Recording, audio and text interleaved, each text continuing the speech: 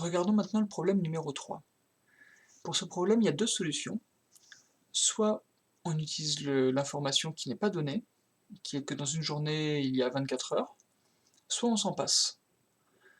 Ici, si on l'utilise, c'est un peu plus pratique parce qu'on comprend mieux de quoi on parle. Au lieu de parler de fractions, on peut calculer des heures, et c'est plus facile de se représenter la situation. Mais on peut aussi s'en passer, puisque en fait on nous demande pas un résultat en heures, on nous demande une proportion de cours. Donc on nous demande quelle est la fraction des cours dans une journée. Et du coup, le fait qu'il y ait 24 heures dans une journée, c'est arbitraire, c'est quelque chose qui a lieu uniquement sur la planète Terre, donc on peut très bien se passer de cette information. Le tout, c'est de bien analyser l'énoncé. Moi, je cherche les cours dans une journée. Alors si je lis, on me dit ici, les cours occupent les 2/3 du temps que je passe au collège. Bon, cette phrase est assez simple à traduire. 2/3 du temps au collège. Moi, j'ai appris par cœur ma règle.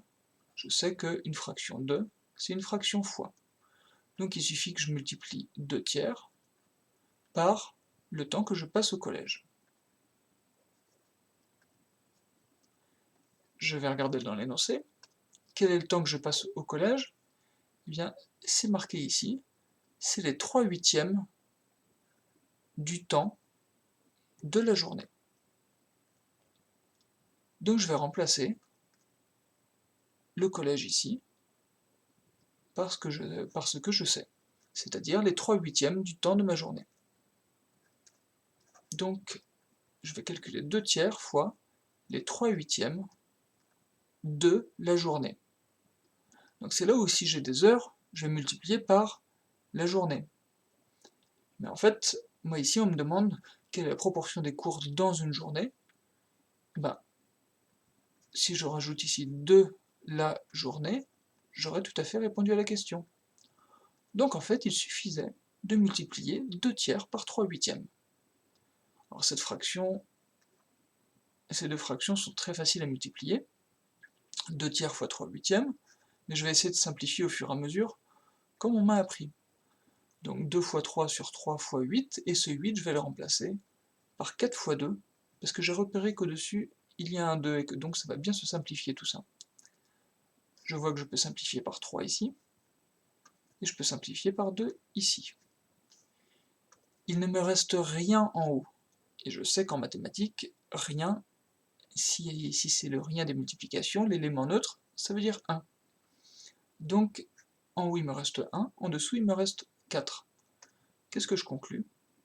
Eh bien, un quart de ma journée est occupée par les cours.